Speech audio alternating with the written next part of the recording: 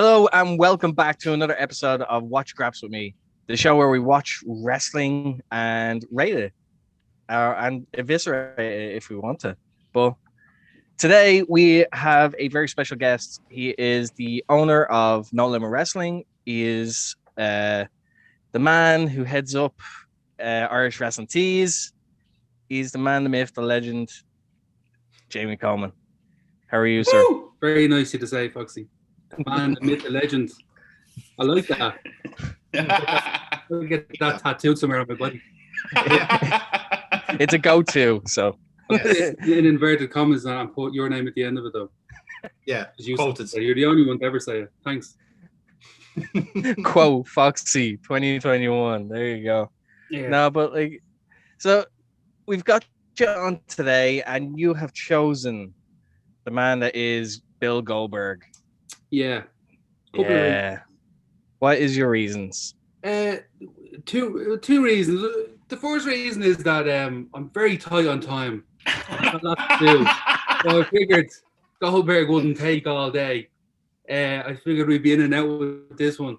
And also I think Goldberg gets a little bit of a bad rap in the sense that he's never really in the conversation of your big time wrestlers of past, and he really is. Like, Goldberg was a phenomenon in the late 90s and still has drawn power to this day. So when you talk about your Hogans and your Rocks and your Austins, and I kind of believe Goldberg should be in that conversation. Not that I think everyone knows, including him, he's not the best in-ring performer, but he had a lot.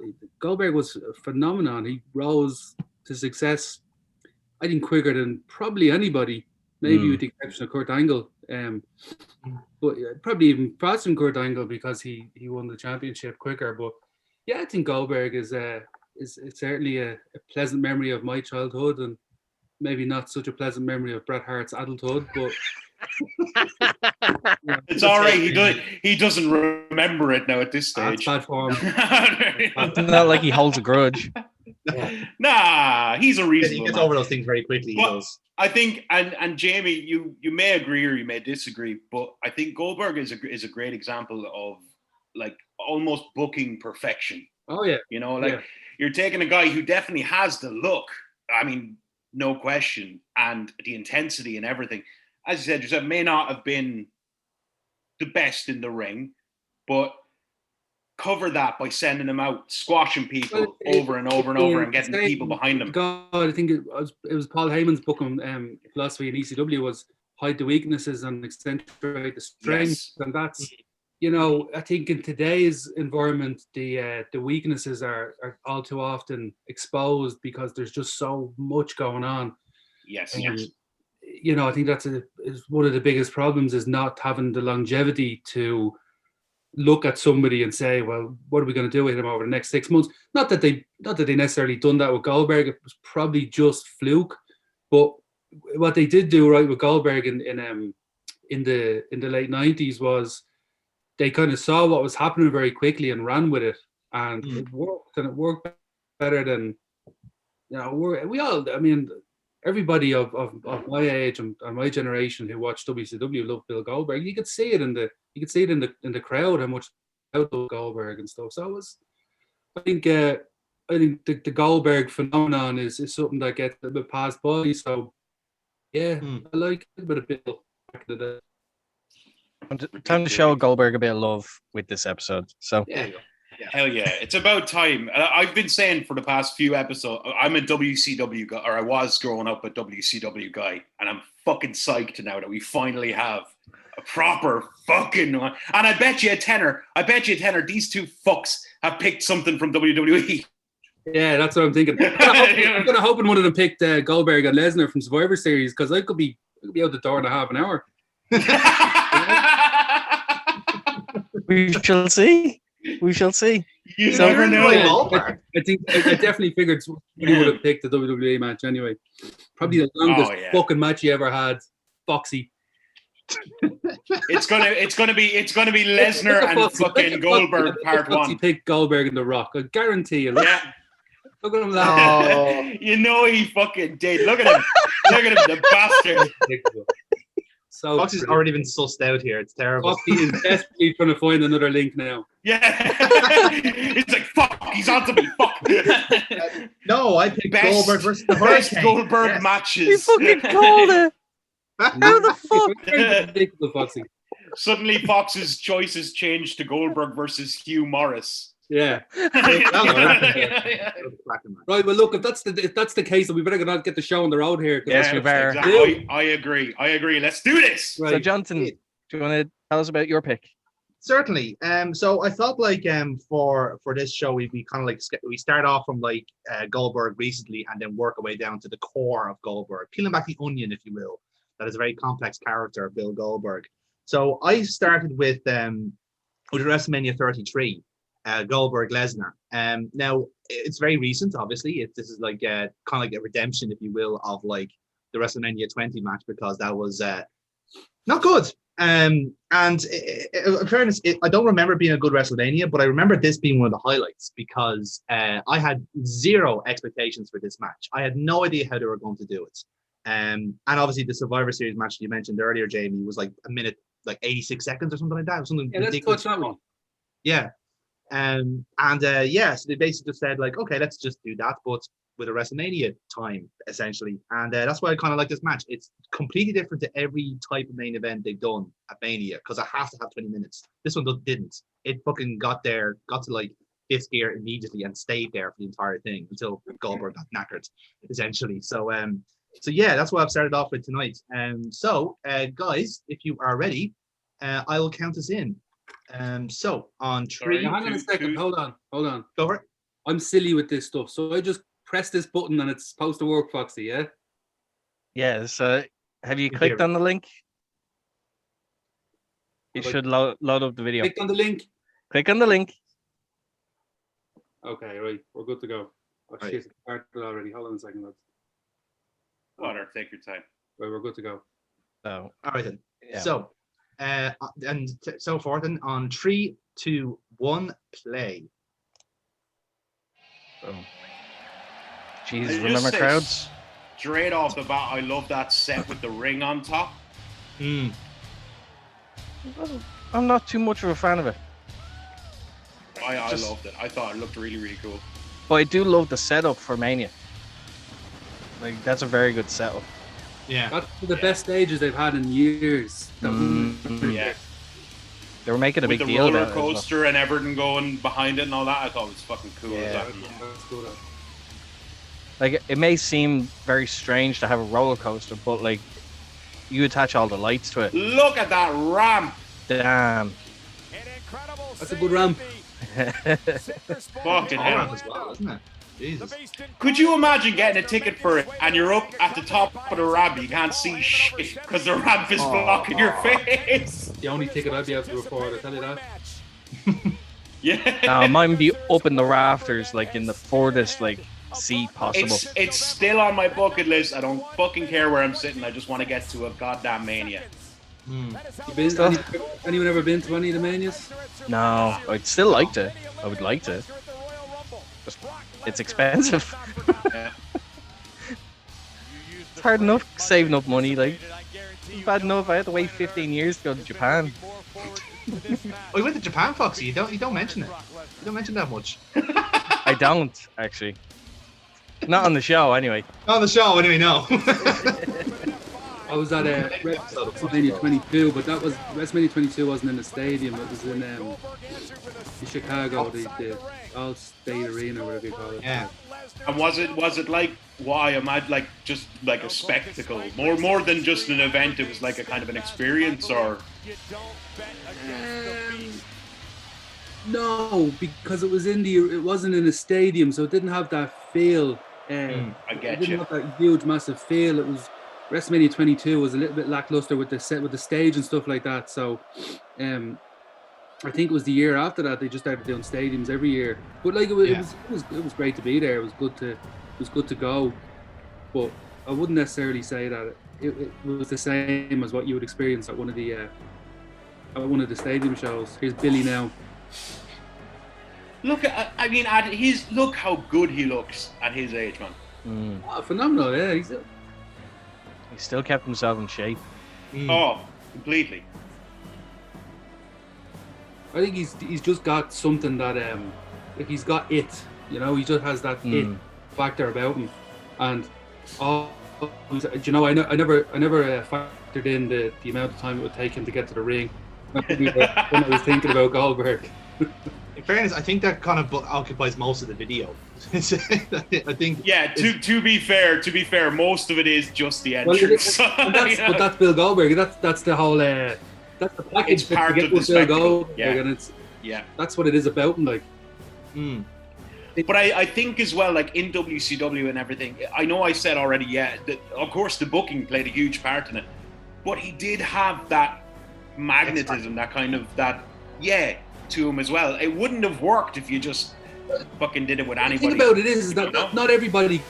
All Bill Goldberg did was go out and beat people up, but you know, not everyone could do that effectively.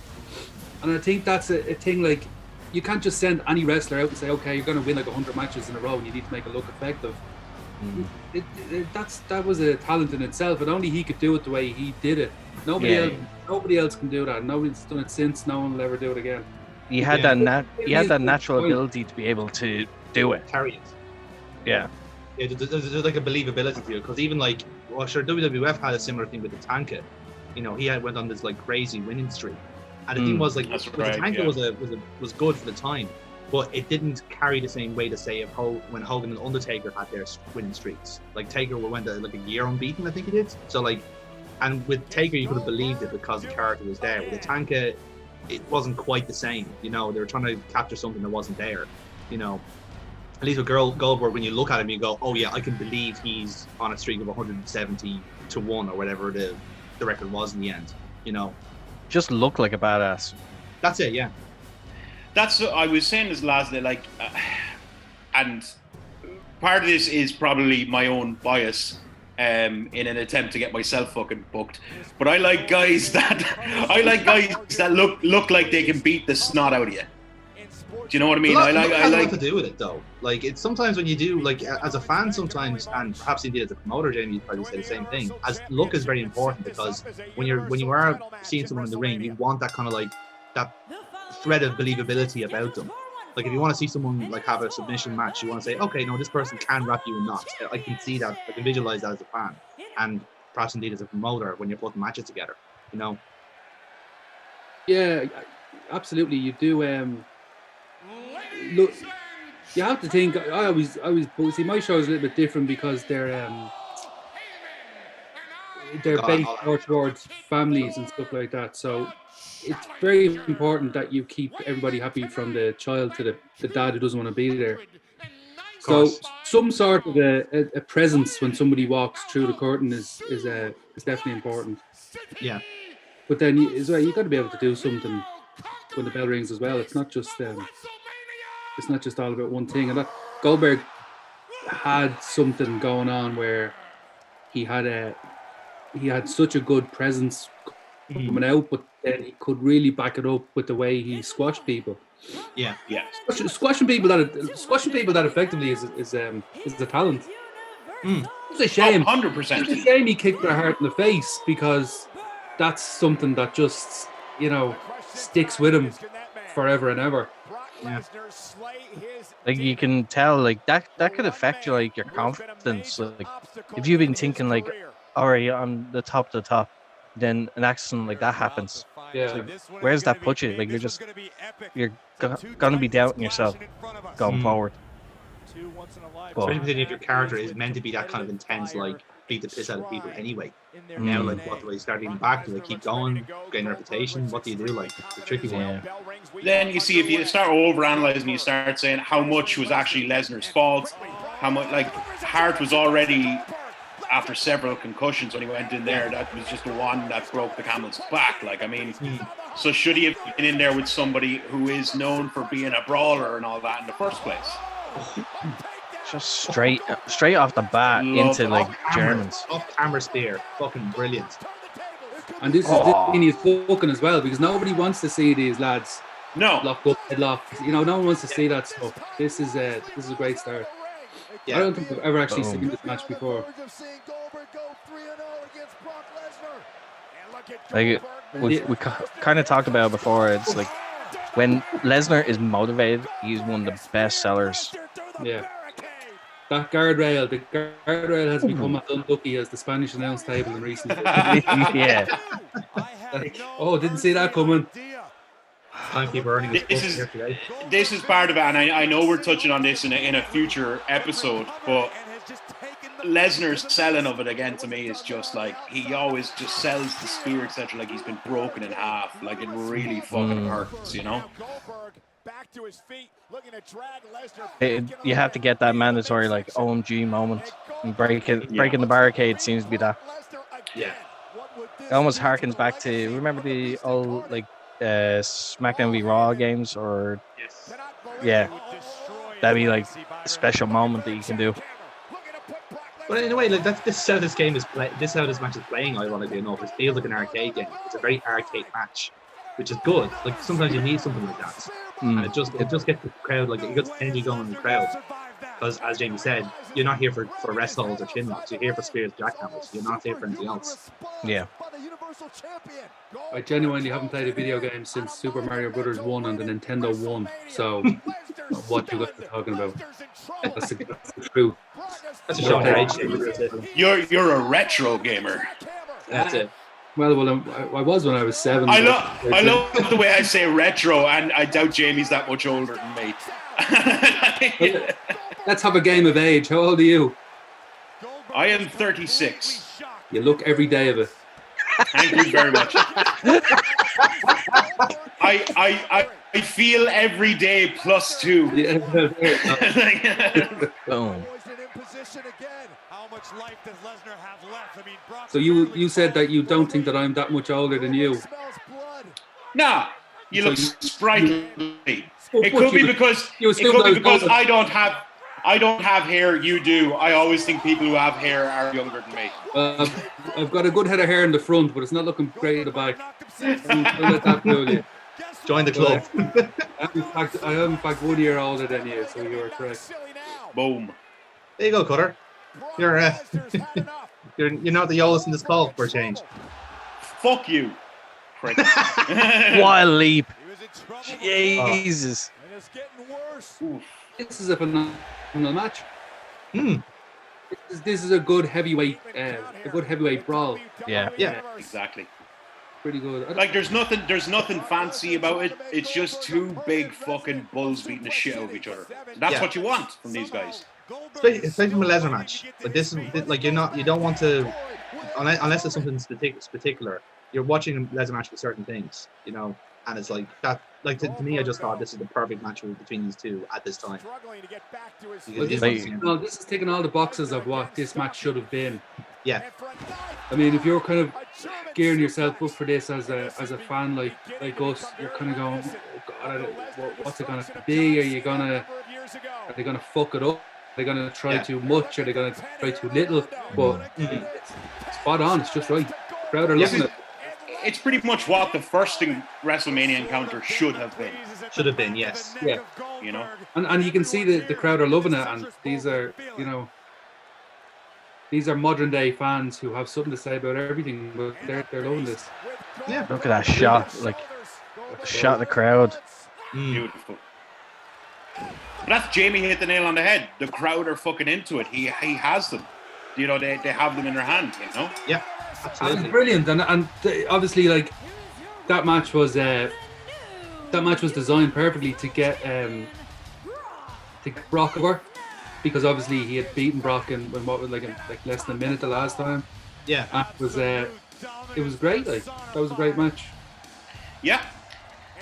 So to keep it good moving along, I think I agree with Jamie. So we'll start the scoring. Would you guys mind if I start off here? Go ahead. Go on ahead. Okay.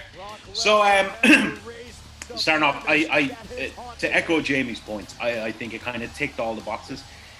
Going into it, you are obviously a bit, you're a bit worried that these guys have met WrestleMania before and it was the shits, so you're kind of, what are they going to do? And the build to this had been great as well, because Goldberg had Lesnar's number, and he was the only one that had him, and he'd beaten him definitively. He eliminated him in the Rumble, all that stuff. He had kind of put it down. So the build was fantastic. The match itself was exactly what it needed to be. I don't think Goldberg came out looking weak in any way, shape, or form, because again, it's Lesnar. So I think I'm going to relatively high. I'm going to go an 8 on it. I think it was good for me. The only reasons I'm deducting something, and this is subjective, my personal opinion, is for me it felt like it lacked in places just a touch of explosiveness that I come to expect from kind of Goldberg matches and all that. Again, that's probably because Lesnar was going over, but that's just my opinion. So, Foxy, would you like to go next? Yeah, like it's exactly what you were expecting from. Well, it's a great redemption for their previous encounter at WrestleMania. Like, this is the match that people wanted in the first place, and it's short, sweet, basically like very arcadey, like you said, and I can't really fault it because like it shows everyone's strengths and doesn't really show many of their weaknesses. So, so yeah, I'll give it an 8 as well. High. Fair enough. So, Jamie. And now, Jamie, how about yourself? I mean, what more could you expect from that match? I just noticed there was like 12 minutes with entrances, which is fantastic. Just because I don't think they could have done any more. I think if they had gone any longer, they would have had to throw in a fucking bear hug or something. You know, like these lads, they started strong. They straight into German suplexes, spear. Like it was just the whole thing was a match full of spears, suplexes, F5s, barricades getting fucked. It was exactly what you'd expect two lads like that to scrap, like not necessarily on the street, because I've never seen anyone throw suplex on the street, but you know, it was exactly two big lads going in there, and two legends as well, and it was two heavyweight legends. It was perfect. There was nothing. I don't think they could have done anything different. So in the in the mood of positivity and trying to, counteract this cancel culture Twitter world we live in now, I'm going to give it a 10 out of 10. Hey! That's the power of positivity. That folks. is possibly the best reason we've ever had for a high score.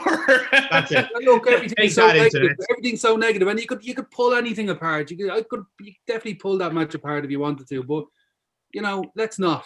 Let's just give it 10 out of 10 and be done with it, because it was perfect. It was perfect for what they needed to achieve. It was perfect for the fans. Obviously loved it. I enjoyed it, and I don't enjoy wrestling that much anymore. And to be able to sit through something and go, that was really fucking good. It's really fucking good. So, lovely stuff. I don't think you need more justification than that. I think that's pretty. And personally, at this stage in my life, I'm running a business, and it's difficult. And I've got a 2-year-old kid. It's hard to sit down and watch wrestling. So it was nice to sit down and watch some wrestling. And it's not that I don't enjoy wrestling. I just have the time to actually sit and take it all in anymore. But that was perfect. That was absolutely perfect. So let's just 10 out of 10 and let's go to, I think, what's next? Foxy's? Yes. Foxy's next, yeah. Yes, and damn you for fucking calling it.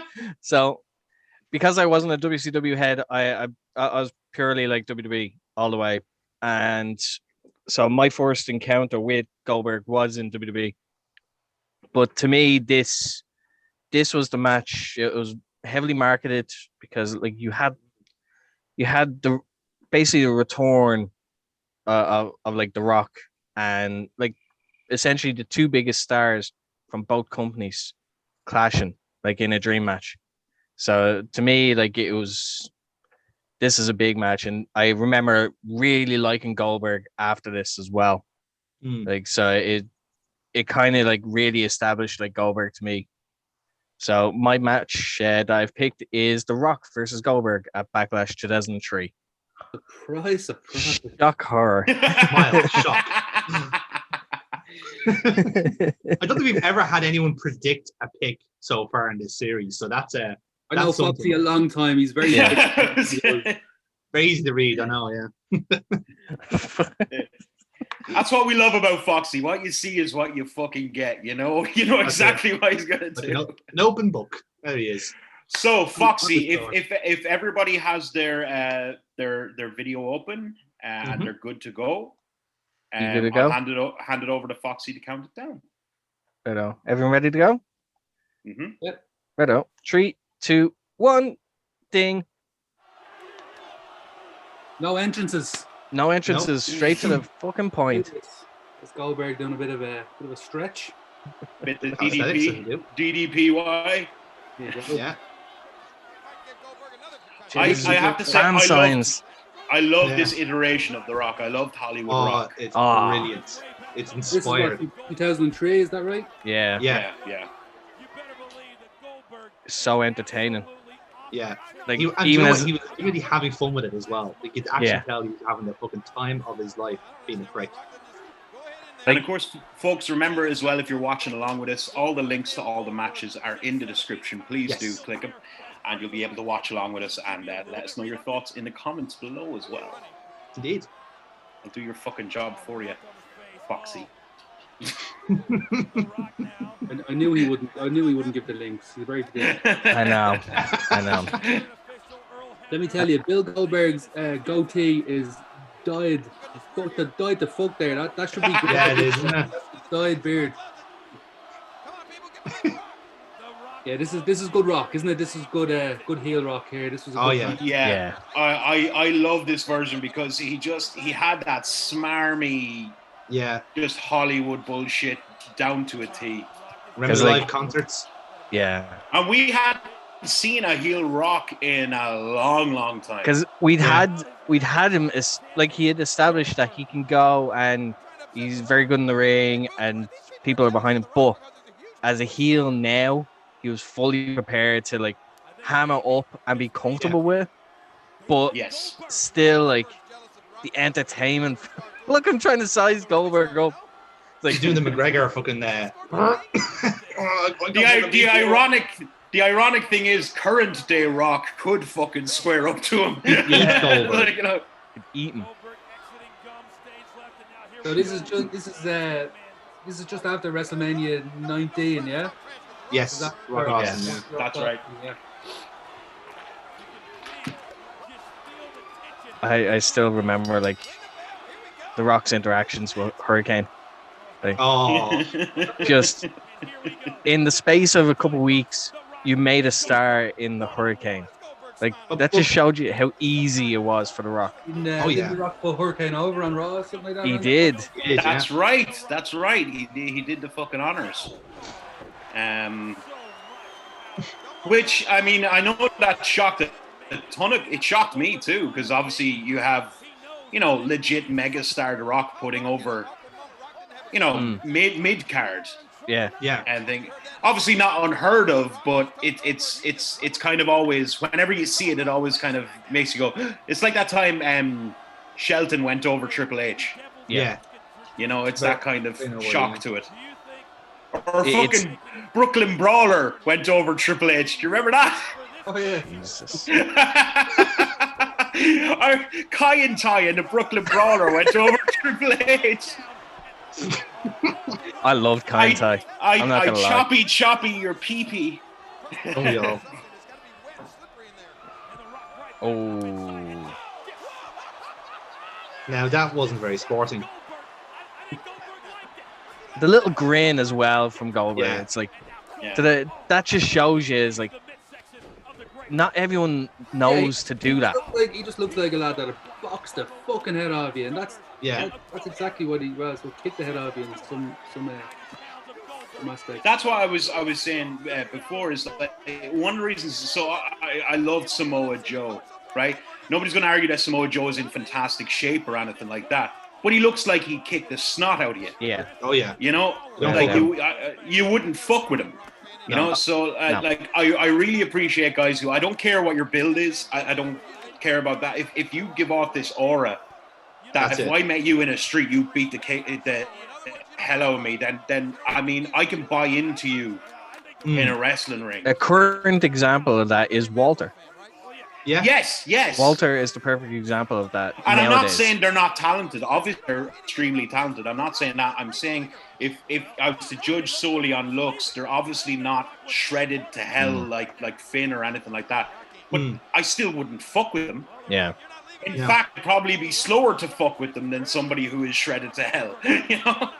Yeah, you get that false sense of security. Oh, you just have a six-pack. You can't do. Oh no, you can. Never mind. And they're just show muscles. That's it. Wake up weeks later from a coma. Don't you miss these pay-per-view sets? You know, like the different Oh man. stadiums for Yeah. pay-per-view. Now everything's just the same these days, isn't it? Yeah. You remember, and Pretty much. ye who have much better memories for events than I do. I've been hitting the head a lot.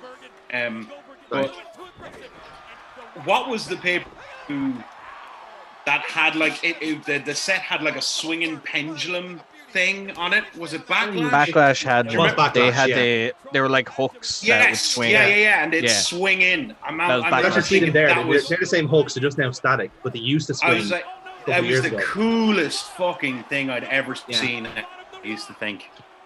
Goldberg gearing up for a spear now. Mm-hmm. Oh. I like that he kind of has a face there of like a dog tasting lemon. That's what he gets. It's like. Stop doing that with your tongue. Yeah. Yeah, Jesus Christ. Somebody's gonna fucking clip that now, and you're going That's it. to be all over. It's gonna be a reoccurring gif. Yeah.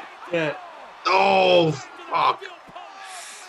Jesus, he Ever took that fucking fucking corner hard. Jeez, Fuck. yeah. Only Yeah. him and Road Warrior Hawk could take a corner pole like that. You ever see Hawk doing that very same? Yeah, fuck yeah. Every time I see it too, I think, oh fuck, you're gonna separate your shoulder, dude. Well, didn't Goldberg run head first into that one time? Yeah, that's right. Yeah, he did, yeah. Knocked himself clean the fuck out. Look at the Rock, like just like Yikes. I dodged him. I pressed the triangle button in time. Mama, you proud of me?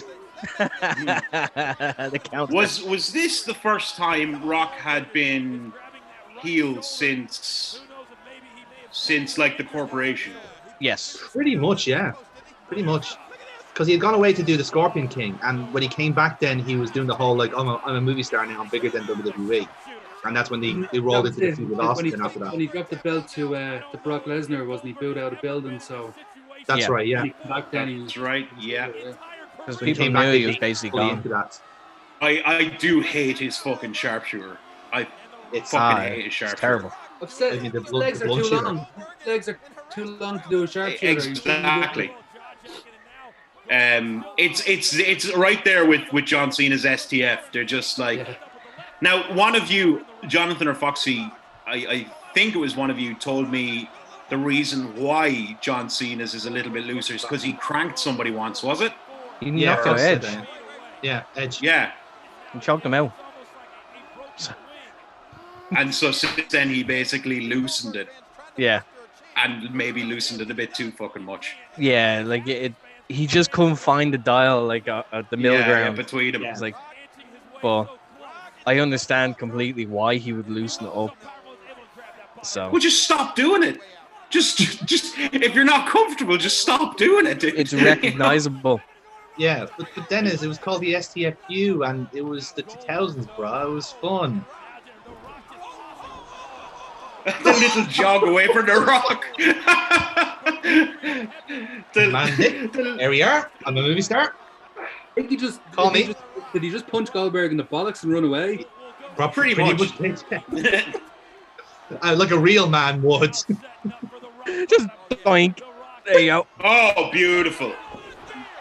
Oh, Now brilliant. you see, and one thing, I suppose we have to use this match as the judge because the rest of the matches today are going to be quite short. But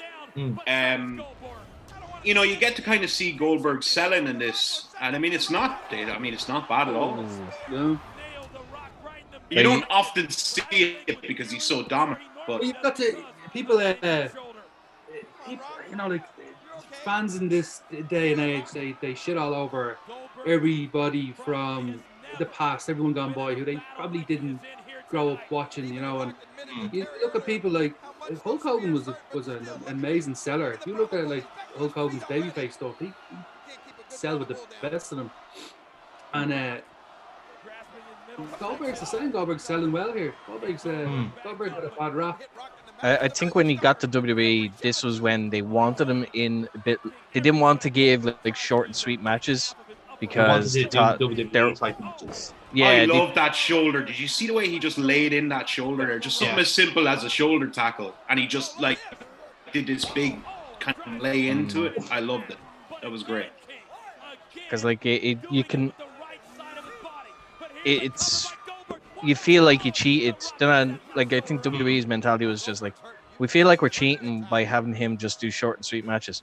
We need to see if he can actually go.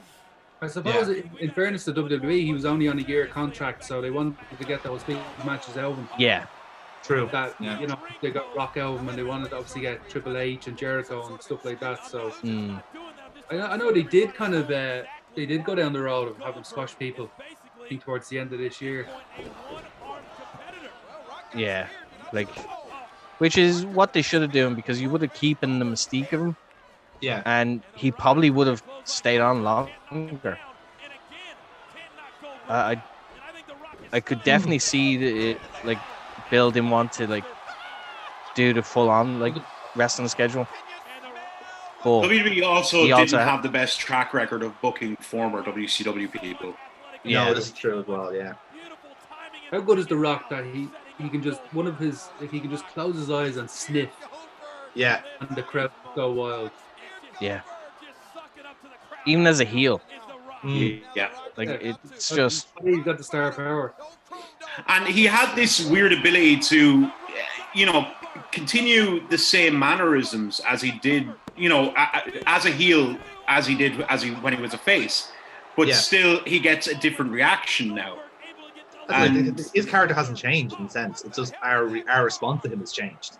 We decided, we don't like he does have more arrogance, etc. in it, and he's good. But he's pulling off the cowardly heel mannerisms like that yeah. as well. You know, it's just adding little nuances into his performance. Yeah.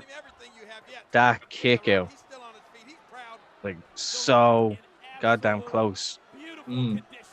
Like even for Earl Hebner, like I think he was just like that was really close. Who's your favorite referee, Foxy? Back in the day, Earl Hebner, but since he's That's just because you sell T-shirts from the back of your car too. I don't have a car to sell them out. I have a house to sell them from. Who sells a Nova backpack? Yeah, that's it.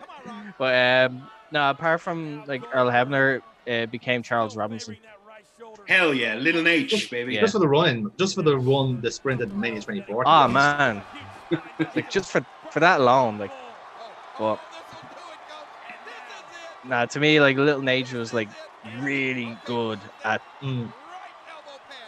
He was good in those big match situations, like with Earl Hebner for the counts. Yeah, like I've grown a better appreciation for. Like Tim White is very good at. And it's a shame he didn't.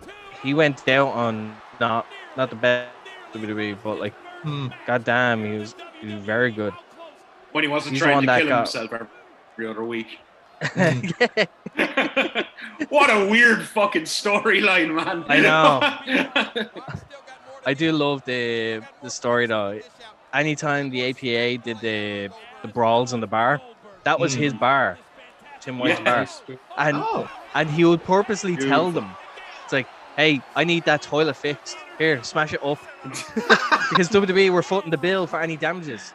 that's that's clever. Genius. That's genius. I just thought that was brilliant, like hearing that. It's a mindset that only seems to work with with certain people. Because I remember the story with Vince about getting that fight by Brock because he was going for hip replacement anyway. So here, you might as well break the hip before I get rid of it tomorrow. It's like, what is wrong with you people? Well, to be fair, Vince is fucking mental. Yeah, he's a nutbag. Yeah, I think that goes without saying. Oh, like remember, I know it's more recent, but like one of his last ones was Kevin Owens stitching him a loaf. Yes. Yeah. God Hitting it, damn. drawing the blood on him. Just And full on. Vince told him to do it. Vince said, "Fucking headbutt me, Yeah. fucking full on. bust me open." Yeah. But that's I think it was Jericho. Time they're taking here with this spear. It's been going on This is about 3 great. minutes. Beautiful. And it's genius. It is because it's part of the kind of the nuance of being able to control the crowd. Yeah. They're like, right, let's milk this. Let's fucking we have them where we want them. Rock was selling the first spear for what seemed like an eternity, but I couldn't stop watching it. Genius. Here you go, jackhammer. Oh, beautiful! Look at that one-handed. Oh, beautiful. Counting Foxy. Look at that. Like, Beautiful. I do. I love The Rock. Is just like he stops and he's like, okay, Fine. okay, Fine. I'm good. Boom. All right, guys. So, continuing on, that one was Foxy's choice, and it's the longest one we're going to have today. So, we'll start the scoring off. I'll tell you what. We'll start this off a little bit different. Jonathan, do you want to take the lead on this one? Sure thing. Yeah, like I remember watching this match when I was a weein, because again, I was very much in the same boat as Foxy, not knowing quite who Goldberg was. I did do my research beforehand. I knew what to expect. But I really loved this match at the time because, again, I was really enjoying The Rock's work at that time. And then Goldberg kind of coming in like this, just this force of nature. And this is exactly the type of match you'd expect because Rock, again, was playing that brilliant chicken shit heel. And Goldberg kind of coming in, just trying to just basically cutting through all the nonsense and just destroying him with like spears and jackhammers. It's definitely a lot slower pace than I remember because most of that's it's kind of come from the Rock working the crowd, but like the crowd never was lost in that sense.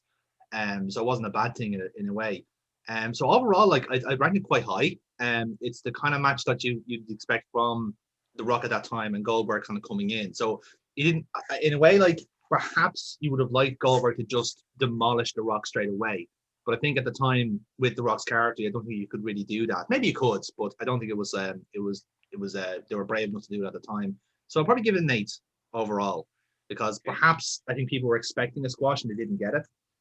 But either way, this match was grand for what it was. And it kind of showed, as we were kind of mentioning during the match, like Goldberg could show weakness. He could show that he had a vulnerable spot and kind of work through the match with it, after the ring post bump. So yeah, no, I think it's a good solid 8.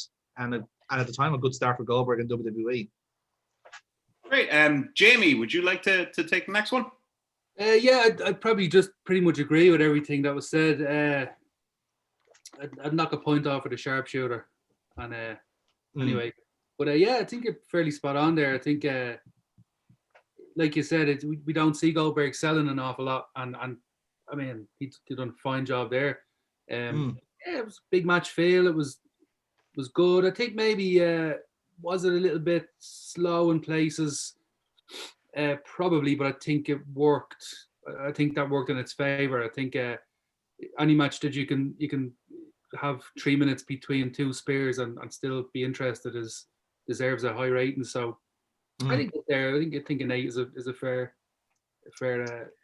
maybe even a 9. I mean, again, it's like you're nitpicking at stuff because there was nothing wrong with the match. Yeah. No. But yeah, let's go 8. So I don't look like I'm just giving high scores. Again, the sharpshooter. Again, we all agree. Yeah. The Rock should never have done a Definitely. sharpshooter. He's too tall for a sharpshooter. So there you go. Definitely. But that's the only thing I can pick out that was wrong with that match was like the sharpshooter. Other than that, nothing wrong with it.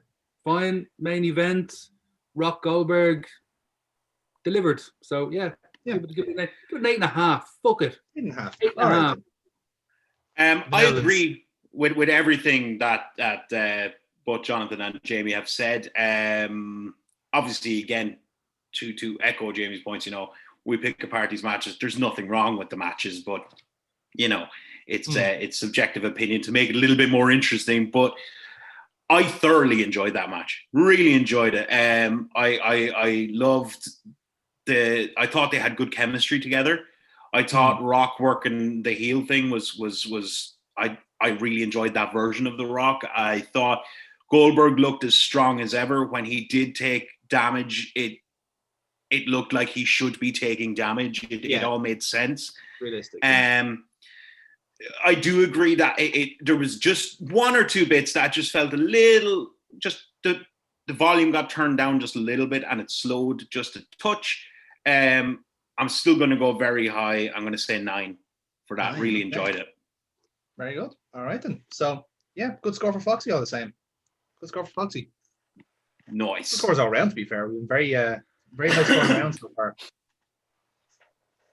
So And Nice. and now it's your turn, Dennis. yes. Oh yeah. So I decided to, as I mentioned earlier on, I was a WCW guy, and I remember going into this match thinking that it was going to be bad. I thought it was just going to be slow and plodding, and just really bad in general, but honestly, it came off really, really good. Now, this is WCW in 2000, so it's a little bit fucky. Vince Russo does make an appearance because, of course, he fucking does. But for the match itself, I think is really, really a good example of two guys who were pretty much made in WCW. Goldberg definitely, and you could say the same for Scott Steiner. So my choice is Fall Brawl 2000, and it's Goldberg versus Scott Steiner. Brilliant. So if everybody is ready, This kind of started with a Mean Gene interview, though. Is that correct? Yeah. That's it, yeah. yeah, will we go through that, or do you want to skip past that, guys, or anything? Your your call. call. It's with yourselves. Your call. I'll tell you what, we'll skip. Hold on till I find a timestamp here, just to cut it off a little bit. Actually, no, don't bother because I'm looking. It's only a minute long. So, happy days. Okay. Yeah. All right. So on 3, 2, 1, play. Scott Steiner. I mean, in fairness, like we can't really do a Scott Steiner match without the Steiner Mac promo to go with, because otherwise, where do we stand with these matches? You know what I mean? There's no context.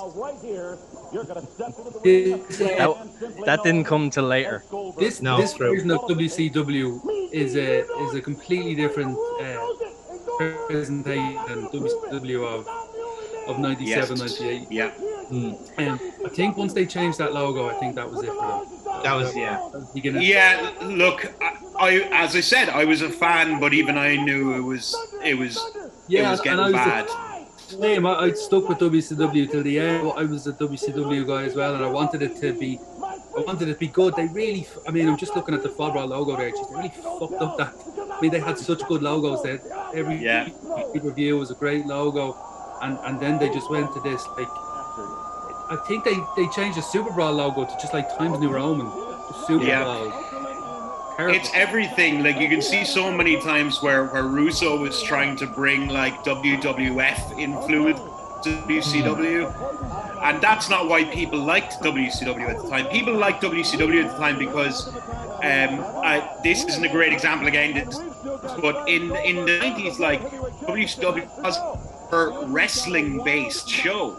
It was less about goofiness, etc., than WWF was, and you know, it brought. But I think this match is a great example because Scott Steiner, I'd consider him WCW made in that they made him a main eventer.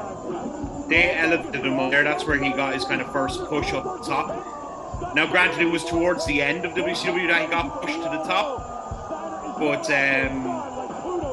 him and Goldberg, I thought they had no right to have as good a match as they have. Yeah, I think that's a fair shout. Before, like, haven't you?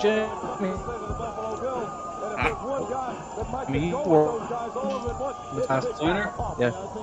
Yeah, he was on one of our tours, one of our AWR tours in France. Maybe 2000. Two were proud athletes who have the drive, who have the strength, the power to win, to be dominant in WCW. They really did not have much of a personal issue until recently, when we all saw back on the 13th of August, the day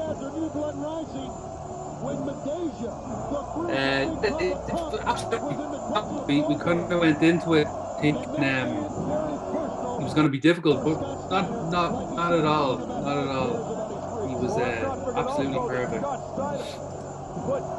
I do remember one time in one of the shows in France, he was about to go out and cut a promo, and you could see him about that. Right? Everything all right there? Yeah. Oh, I'm not in the office today because my wife has to earn some money, you know. So yeah. Send her. So the dogs decided to go fucking mental for no reason. I think you're okay because I got cut out when your dogs are barking, so I think we killed two birds with one stone there. I muted myself. I was just saying we worked with when we worked with Scott Steiner. He was putting a promo in France, and he was about to go out and do it. Kind of see the penny dropping with him, and he came over to me as I was standing close to him, and he said, "Is there anything I can't say on the mic out there?" I said, "Well, plenty you can't say, want to say." And he says, "I just want to call everyone bitches and hoes." That's okay. That's quite all right. Yeah. Called everyone bitches and hoes. He was a pleasure to work with. Yeah. Once you didn't turn the heat up too high on the bus. Right. There was a day where he got a little bit annoyed because it was too warm. And of course, Scott Steiner at this moment as well, he was wearing the face protector. I think he had an orbital injury. I think. Okay, I was about to ask what was the reason for the mask? Because I'm pretty certain he had. I'm pretty certain, and I may be wrong, but because I'm only going off memory here, but I think he had an orbital socket injury. That I think he was just kind of nursing back. But it was in the midst of a kind of a big main event run, so he wasn't really taking time off. Handicappers going nuts with this one. No one the prohibitive favorite. It is what we've been waiting for. And when you look at WCW around this time, the crowd were still very much into what was happening. Yeah. And as you to your point, this is like these are two WWE made guys, and this is what the WCW fans, the old school fans, wanted to see their two of their guys go at it. This is Fall Brawl 2000, yeah. That's right, yeah. So this is what, September 2000. So they weren't long for this world, WCW. No. That's why I'm saying you kind of. I picked the match as kind of, I suppose, as a bit of a. I could have easily gone with early Goldberg, but Jesus, he was still doing it. Look at that. With ease. He was still doing this shit like near the end. There were still bright spots near the end. Now in this match, as I said already, Vince Russo does make an appearance, and it is a screwy fucking thing. But the match itself, I think, is a great showing from both guys. Yeah. I love how the Goldberg's beard is actually somehow grayer than it was at Backlash. You know, obviously the stress of being WCW just washed away from him after a while. You know. Such a shame that WCW went as bad as it did, because it was. It's amazing how quick it went from so good to just this, basically. Yeah. This isn't even that bad when you look at it back. No, and actually, to Jamie's point, I'm looking at the crowd, and it's kind of hard to believe that they'd be gone so soon after this. Yeah. I watched. Because you still have a good sized attendance. I watched one random day. I watched Super Brawl 2001, which was like right before they went. Yeah. And the crowd were hot for the entire thing. They loved every second of it. I think the one thing that kind of strikes me is that it looks it's a very similar like setup to the WWF. Like the only thing that's different is the hard cams on the opposite side of the arena. Like similar looking ring. The stage looks very similar. You know, like they very much try to to match them on the production end, and in a way I feel like they kind of lost sight of what they were doing. WCW when they had that first Nitro set was just That In a month. Nitro set was way at the time. It was unbelievable. Yeah. You see, this is the point that Jamie made about logos and stuff earlier on. It spread to everything. And like Russo wasn't just like the head of creative; he had a lot of sway in there, and you saw a lot of changes happening Yeah. to logos, sets, production, all this stuff changed. I think all that stuff was changed before Russo got there, though. I think they had gone with the new logo and the new pay-per-view logos in March. Was it? I honestly can't Yeah, well, remember. that all started in March '99, and Russo didn't get there until October '99. So that was Okay, yeah, that's fair. Yeah. I think they were trying to go for a minimalist approach without realizing what minimalism is. You know, so it's like, well, less is more. Okay, let's just make everything times the Roman. No, that's not what I meant. yeah. Oh, look at this. Whoa! Oh, Look at this! holy shit! Oh, it's great. look at that! Oh, Look is at that! fucking Beautiful! ace. God fucking damn. Obviously, Goldberg has a big arm there as well. Yeah. So this was September 2000. So when did Goldberg fuck up his arm by smashing the limo? Wasn't that like January 2000? So Oh, it is. Actually, yeah, it is. You're right. I think you're right, yeah. I was actually going to mention Oh, that. nice Beautiful! very nice. I would love it. Look at the crowd. They love it. Yeah, didn't he like nick a fucking artery or something? Yeah. Yeah. Limo. Yeah. That's Or was it tendon actually? It was something relatively fucking serious. yeah. That's why his arm is like heavily bandaged there. No, I think he cut through the whole arm. Like he got the muscle was gone, the artery was gone, and I think he even fucked with the arm as well. Like he literally went like literally cross section to his own arm. Like I love it's because he dropped he was meant to have a pipe in his hand hidden in his palm to help him break it, and he fucking dropped it. yeah, He so just said, did it with fuck his it, own. I'll keep going. And he just did it with his bare hand and then fucking cut himself to shreds. With a pipe. Here comes Medeja with the pipe. Yeah. Cute. Just think, like the last time I did something WCW related with you, Jamie, you got me to watch the pay-per-view in the past. Slamboree 96. Yeah, 96. Lottery. Oh yeah. I have my notes there. I don't know if you can. Like, see it overall, just there, shit show. I actually only did. I was listening to Eric Bischoff's podcast there yesterday, and they were reviewing 96. Where are they? It's terrible. So inconsistent, like it with Wasn't like the Lethal Lot, but he could team with anybody. They had Hawk and Animal on. Oh God! Oh fuck! I remember that. they wouldn't touch each other. At the same time. And the thing is, as I'm aware from what I heard, that was an actual shoot. They know who they were going to feel. Yeah, you can just imagine Hawk and Animal saying, well, we're not fighting each other, we're the wrong. Scott and Rick, they got in and they've done it. They've fought each other tons of fucking times. But that was right before Scott Hall debuted, so that's right before it all came.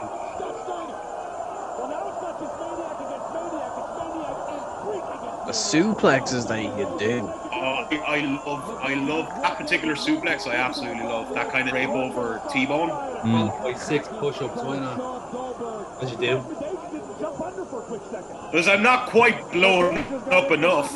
Let's just do 6 push-ups. That's his warm down. One of those guys who has the presence of the superstar just before he even does anything. Yeah.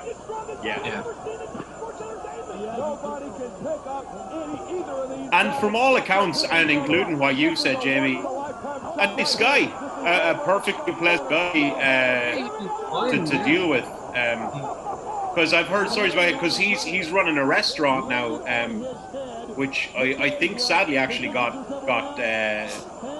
wrecked or burnt down or something. I'm not quite sure, but I know he's running a restaurant now, and all I heard was praise about him as a businessman, etc. That's what a hard thing to referencing get wrestling around. at all. Here's a Jack. Who's the run in?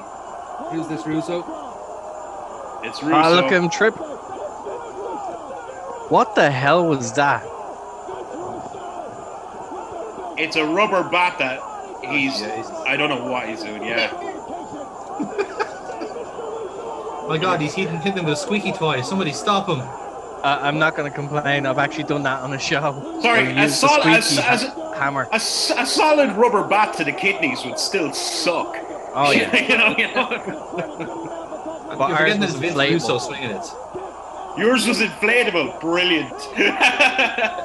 Did a festival show, and the guy I was working against, we just randomly grabbed one, like, and just. We actually got two. We tried to do the trade off, but one burst.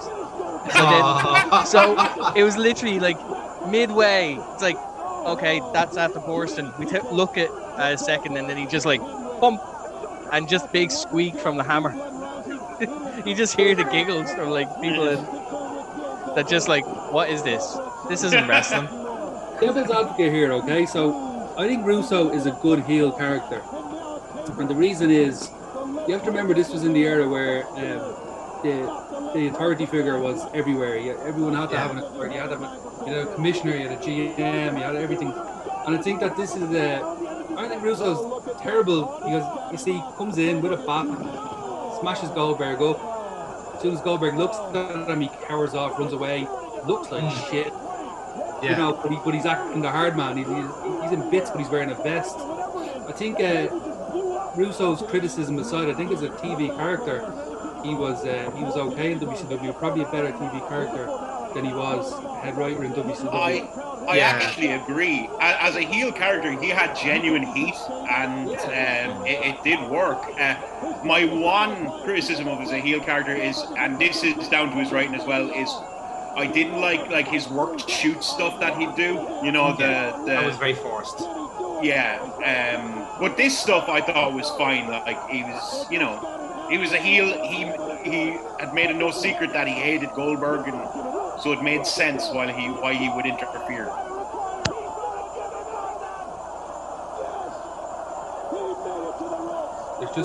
There's too much interference in front of the referee. Yeah. I was also saying the ref was just staring at her kicking his hand away. Yeah, and I mean that's down to everybody from her to the ref. Like that, all that stuff should be. Oh no! Oh fuck! Dude, what should that for? Oh, this is a shoot now. That's a giant yikes. Steiner just go up and clobbered him. It's like, nope. Listen. Yeah, you can tell. Like, it's starting to. Don't put Goldberg up there. What are you doing? Goldberg doesn't belong there. This won't end well. There you go, another smack. Yeah, far too much interference. The referee is seeing every fucking bit of it. Yeah. There he goes again. Look, what is this? Is this no DQ? I don't know. No DQ match? Wasn't there a thing where like, the title matches were no DQ in this time?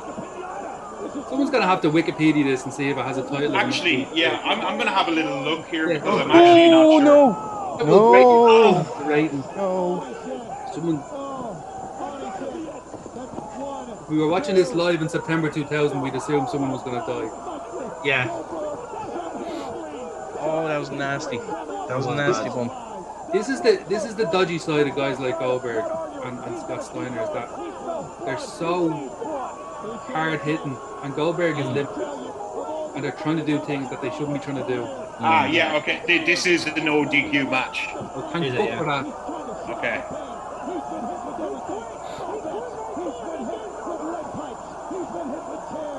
Who's the champion going into this?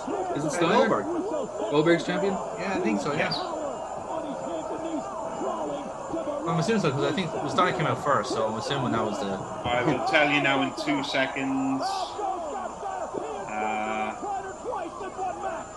Fuck's sake. Like this match should have ended about 6 minutes. Yeah. ago, really. Yeah. Yeah, it didn't need to be this long. Oh no! Oh, that could have been dangerous. Oh, it was. It was. Oh, if he slipped on the fucking chair. Oh Christ! Oh no! This is. yeah, like I know we were praising like the previous two matches, but I mean like this is a good example of how bad mismanaged like Yeah, it started off pretty good. It just yeah, it devolved very quickly. didn't materialize. I think the guys are doing the best with what they've been given. You know, Is it like their match was absolutely fine before Russo yes, showed up? yeah, and That's the thing. that was a problem with a lot of late era WCW is you'd have fine matches, but they'd be screwy finishes. Yeah. Yeah, but you have to remember as well that a lot of that would have been down to you've got to keep the likes of Bill Goldberg happy and his ego happy. So you're like, well, I don't mind putting them over, but how are we going to do it? And well, we're gonna hit you with everything but the kitchen sink, and then you're gonna no, it's a lot. So that brings an end to that particular match. Before we head into our final match of the day, it's time to score it. So change it up again. Jamie, would you like to start the scoring on this? Yeah, I mean let's just the obvious flaws that we've discussed all the way through it. It was messy, it was sloppy, there was botches. It was hard to watch the botches because it looked like somebody could possibly lose their life. The run-ins were, I mean, in fairness, we all should have known that this was a no DQ match before we started watching it and giving out about the stuff in front of the ref. So we'll have to just forget about that. What would you give this match? They could have, if they had shaved some minutes of it, and just had one run in to cause the finish, it would have been a whole lot better. I think it's probably only a 6 rating for this match. I think I had too many negatives to give it any higher than a 6. That's fair. But having said that, had they shaved some time of it and simplified it a bit, not tried to do stuff that they shouldn't have tried to do, started off really well. Yeah, 6. 6 is my answer. Sorry for going on. 6. 6.5. No, 6. Very fair. Yeah, for me, I kind of mirror that sentiment as well, because like it like with the previous matches, they work because they hid a lot of the negatives and accentuated the positives. But like this one starts off really good, like nice showcase of what both of them can do, but then quickly devolves as soon as like people are coming out to the ring, and like it didn't need to be as long as it had to. So yeah, I'll give you a 7 for that. 7. Fair enough. And Jonathan? Yeah, funny one. Like again, going by what everyone's saying, I'll say the metaphor here and say it was a match of two halves. Because like before everything else happened, like these two were having a pretty good hoss fight. Like the tombstone reversal, the big power moves, they were brilliant, you know. And it really epitomized like 2000s WCW for me. Where that they were just so full of that hubris, where like, oh no, this is what people want. They want the Russo interference, they want the shenanigans, they want the scandal, and they completely lost sight of what they had here. You know, like in the space of like 10-15 minutes, you had Goldberg and Steiner having a big hoss fight, and like both guys are looking brilliant. And then over those 5 minutes, the last 5 minutes, you completely kill off the Goldberg mystique by having been clunking him with fucking lead pipes everywhere and Steiner like choking him out. And obviously they did that for various reasons, but it was just so unnecessary at the same time. And again, the match quality just goes way down once you start throwing spots in like that. And as I said, it got more dangerous as time went on. They like nearly fucking necked themselves 3 times in those last 5 minutes. And I don't know if that's because of Russo or just because they just lost focus of the match themselves. But yeah, it's a pity because I was really enjoying the first half, and the second half completely ruined it. So I am afraid I'm going to have to give it a 4. Because it's absolutely no slight on you, Dennis, because I can imagine like me and you are on the same wavelength here. I was loving this match from the first 5 minutes, but Vince Russo, much like everything, ruined it. Now you see, in my defense, Touch, just before we move on, the reason and what I do with most of these is I tend not to look back. I tend to go off my memory if I can.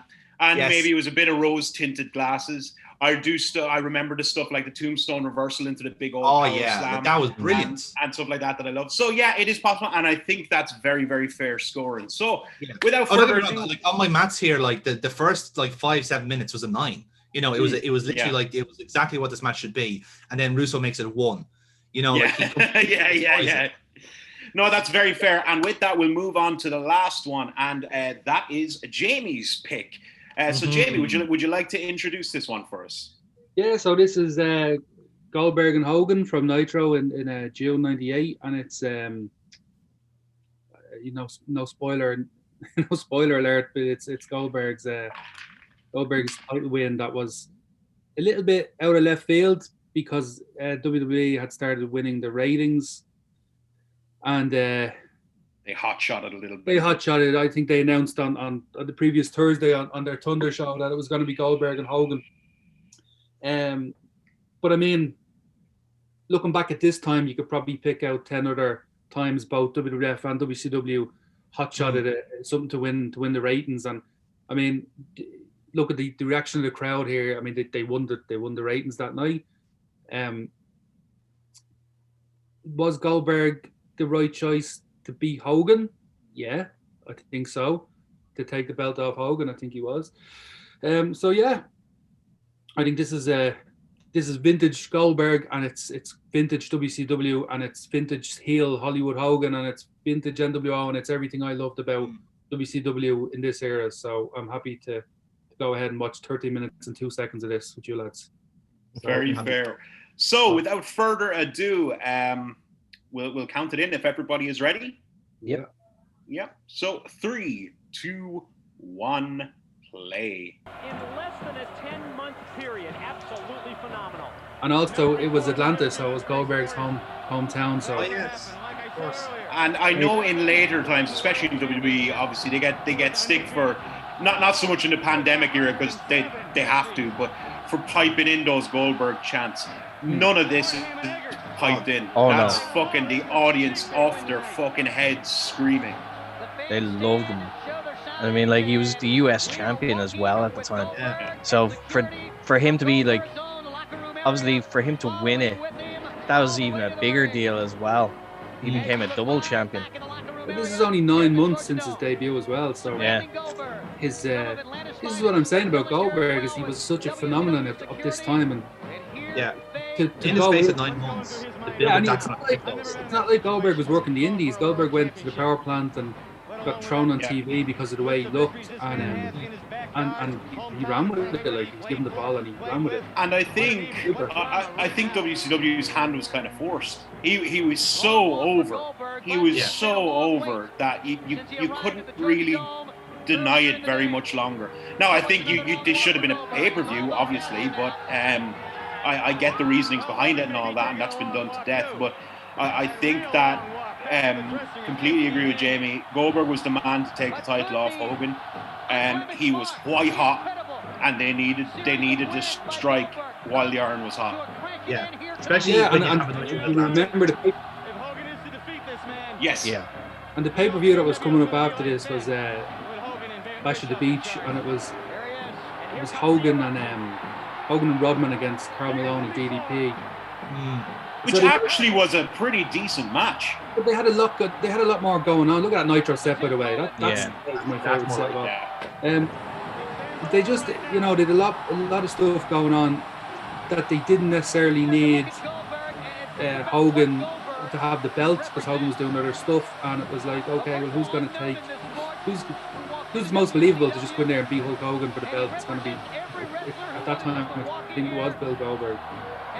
And probably as well, I'm not speaking to somebody who knows or anything like that, but I imagine, given on stories I've heard of Hulk Hogan and his infamous creative control, etc., I'd imagine he'd have no problem doing the job for somebody like Goldberg.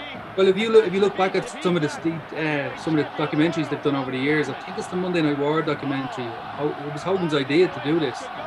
Hogan came to Bischoff and said, "Here's my idea. Let's have Goldberg beat me on Nitro."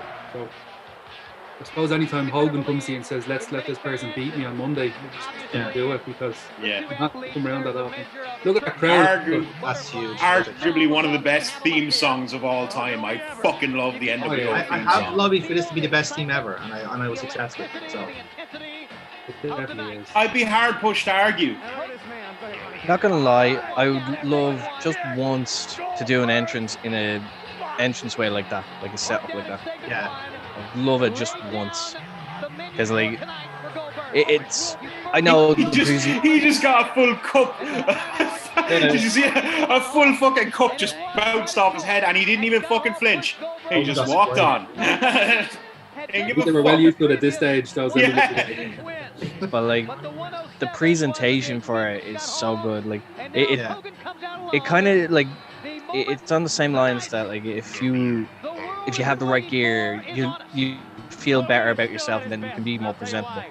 Like with the staging, if you come out with brand new set of gear and you're coming out in a brand new entrance way, you're gonna feel like on cloud 9 kind of thing. Oh man, this is like this is one of the things. This is part of what I was talking to you like about how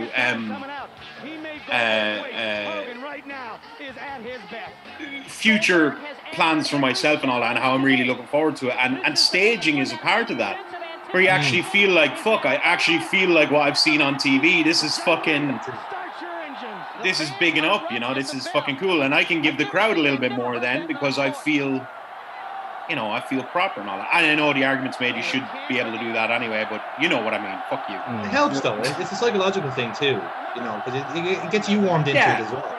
Yeah. Like, the more comfortable you are, the better you can perform. Yes. Like, and the better you like, the more comfortable and better you perform, like the easier it is for the crowd to actually believe that you're being genuine. That's it. I think, and please correct me if you think I'm wrong or you have a different opinion, but I think that, you know, also from an audience perspective, no matter the size of the company or anything like that, if I see a great staging and a great setup and I see somebody doing an entrance, I instantly, in my subconscious, I'm instantly going, it's more what I believe to be wrestling in my head. It's more believable to me. I can get more into this. I can get more behind this, you know? See, Goldberg just shoulder tackled Hogan. Hogan goes down, sells it like a champ, and the crowd went fucking ballistic. They both look a lot slimmer. Well, I think, Dennis, you were a WCW lad as well, that Yeah. watching this at the time, I vividly remember it, and it was you just didn't expect Goldberg to win the belt. You just expected run in DQ. That's all. Because that's how every Nitro ended, was a run in and a DQ. I mean, we were giving Russo shit a minute ago, but every week on Nitro was NWR run-ins, DQs, and that was the ending of Nitro every single fucking week for about 2 years. No, it's true, and I think it's down to, I know I bitched about it and I should have been on pay-per-view and all that, but this was a genuine shock. It was because of that thought in my head where it's like, oh, they're not going to give us a title change on Nitro, or a big title change like this on Nitro. I much like Jamie said, I fully expected a dusty finish and we'd go to a pay-per-view, you know. But like in looking at this though, like it's just the first couple minutes, but it's slowed down. Like Hogan has slowed it down, but he's selling anything that Goldberg does. I know it's not cool to compliment Hogan these days, but this was before he was a racist. So it is true, actually.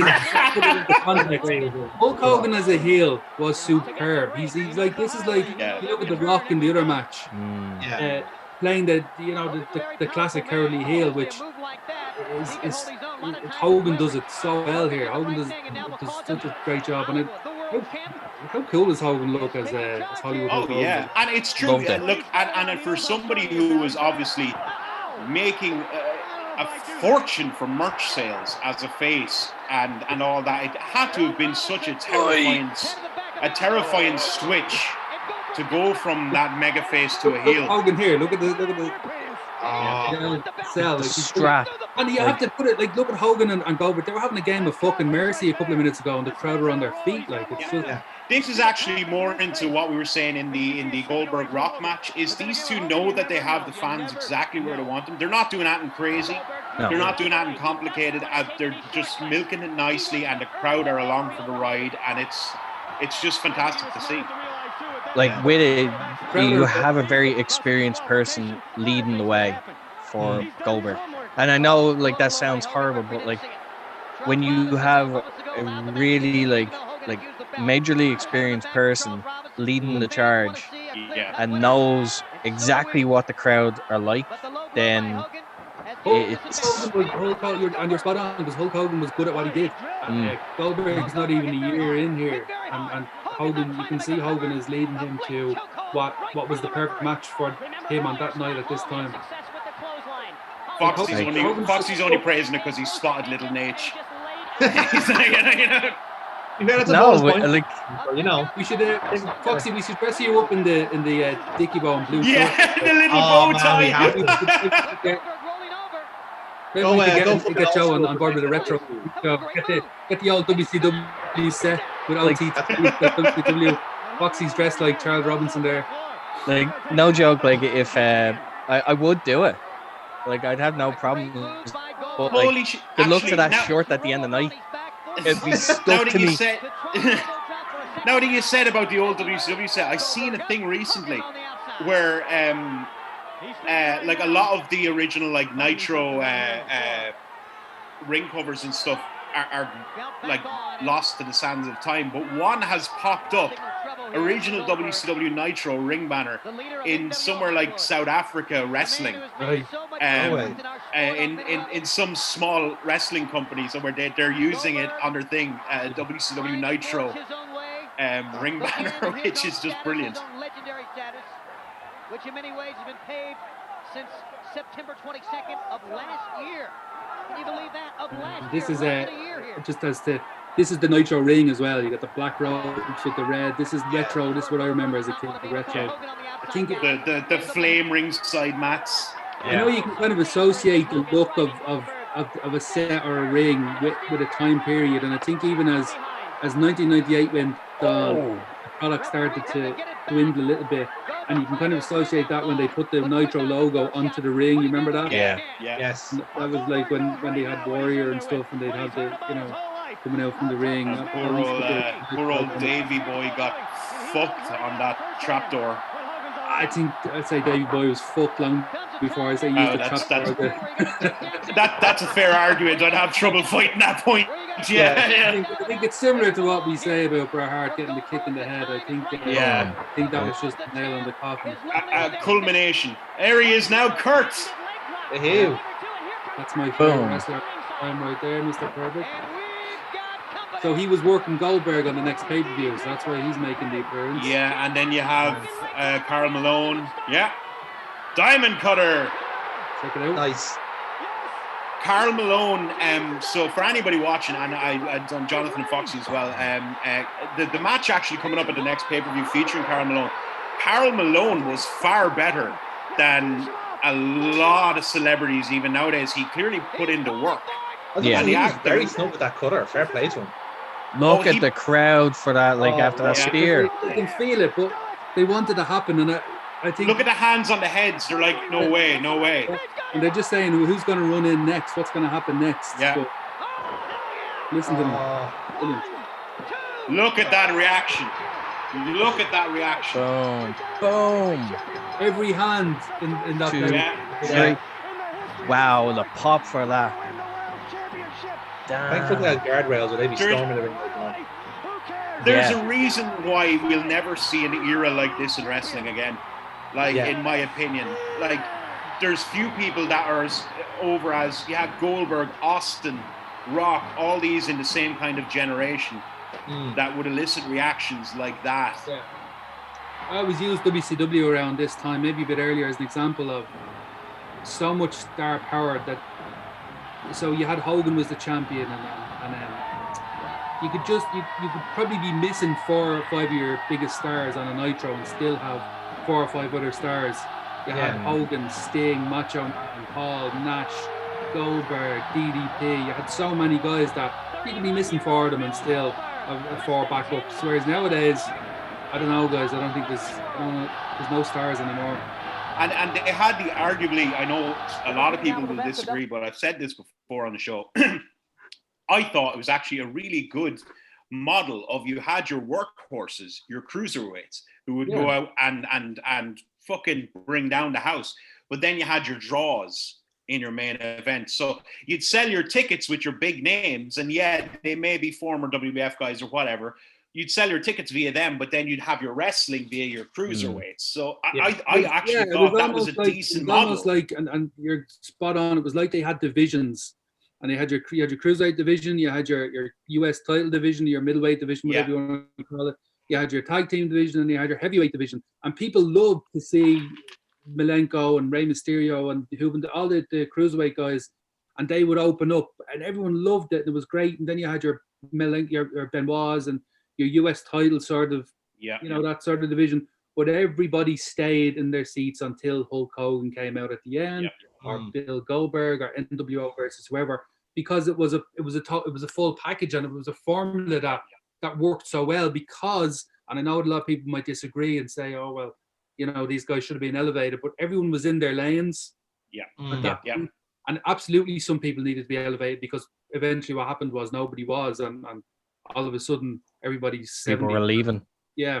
Oh, that's what I mean. Is I think starting off it was a great model. Obviously, they needed to expand on it more, but and kind of bring those people up gradually. But I think, as a general model, I think it was actually smart. Yeah, I think as well that maybe, I don't think people necessarily should have been moved out of their lanes, but you obviously had, but you also had people added into that heavyweight division, DDP and Goldberg, and you had people added into it as it went on. But it was such a great formula, and it worked too well, because once they moved to a different formula, then and nothing could compare to it, and I think that's their success was ultimately what caused their demise. Yeah, fair point. Okay, so with that one out of the way, we will we'll do our final scoring of the day. We'll start off, I think, with Jonathan. Do you want to go with this one? Yeah, sure. I think I'll probably be hitting the same notes as everyone here in this for this one, but stupidly hot crowds, further amplified by the fact that they were not expecting him to win the title at all. Like, I would have loved, in a way, it kind of cut away too early, because you would have loved to see the crowd just continuing to amp as he's leaving the ring and so forth like that. But obviously, from whatever way they were doing the show, you couldn't have that. But I like the way the match was going, because it did feel like a Nitro match for a long time. And then you had Henny come out, and you're thinking, oh well, here comes the fucking no contest stuff as well. And then Karl Malone comes out and cutters him, and immediately the crowd are looking at that, going, okay, wait, right. And they're all putting the match together in their head and thinking, oh, fuck, Goldberg has a chance here. The spear, the jackhammer. You saw that when the crowd lifted for the jackhammer, thinking, fuck, that's it. Because every time you hit the jackhammer, the pin comes shortly after. And yeah, that is one of the loudest pops I've heard in a fucking long time. And it's not just the noise, the sound. It's the as Jamie was saying, the hands are up everywhere. Everyone's just flailing around the place, And this is if you're to tell me this is Prime Nitro, I would fucking believe it, because it's very hard to replicate that. So yeah, I'm gonna give it. I'm gonna score very, very high indeed. I'm gonna give it 9.5. I think it's nigh on what you want for your Goldberg title win. It is. I think perhaps the half mark is because they didn't build it to a pay-per-view. It was just sudden, But because it was in Atlanta, you have the chance to pull the trigger, do it. I'm not gonna harp on for ages. I'm gonna echo most of Jonathan's points. This for me, prime WCW. I love this. This was when I was fucking huge into them. I thought the match was done perfectly. The two guys, they didn't have to do much. There was nothing overly complicated. They didn't have to go crazy. They had the crowd going from them. You can't deny that reaction at the end. I'm going to go ultra high. I'm going to adopt 0.5 of a mark purely for my own opinion that I understand why they did it, but I think it should have been a pay-per-view match. So 9.5. All right then. And take it home. So, so for many of it, it's watching it back now, this is the first time I've actually watched it properly, and I have a really big appreciation for like what they were doing, because it's a main event for a Nitro, and to most people it's considered like a throwaway kind of match because of the rivalries that were going on at the time. But to have the crowd from start to finish just all for it, like you can definitely tell like Hogan's dictating the pace, and it fucking shows by how good that he's making Goldberg look, like with his selling and just slowing it down and making everything look really, really big. Like the finish, the pop for that, like as you said, Dennis, like with Henning coming out and then the quarter happening, it's like, oh my god, like it's and then the finish, people couldn't believe it. So to see them erupt like that, like that is It's a complete twist. it's a great twist. It's borderline a masterstroke for WCW, especially at that time. It's like Goldberg's still in the height of his streak. So look, I'm not gonna fault it for anything. So that is getting a 10. That's my 10 for this. Ooh. Right. Woo! Woo! There you have it. I think Jamie is our winner today, as far as I Yes. know. Near full marks. I can't say fairer than that. Like, Very, very nice. yeah. Very, very So nice. good. And there you go. So there's our opinion. Please let us know if you agree, disagree, or anywhere in between down below in the comments. If you like the video, please do like it and subscribe if you want to see more content on the Nerds Are Us channel. We do everything from wrestling to comics and everything in between as well. I want to thank Jamie Colman again for joining us. Thanks very much for having me. Thanks for having me. Giving us his valuable time. It's been an absolute pleasure. I hope you had fun, and maybe we can have you on again sometime.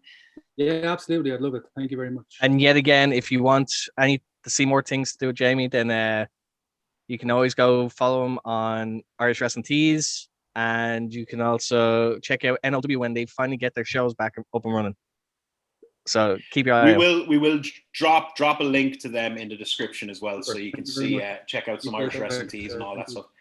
And yeah, make sure you check out NLW as well. And without further ado, thank you very, very much for joining us. And we'll see you next time when we have another special guest coming to join us. For some more Watch Graps. No idea. I don't know who it could be. We'll see you then. Thank you very much.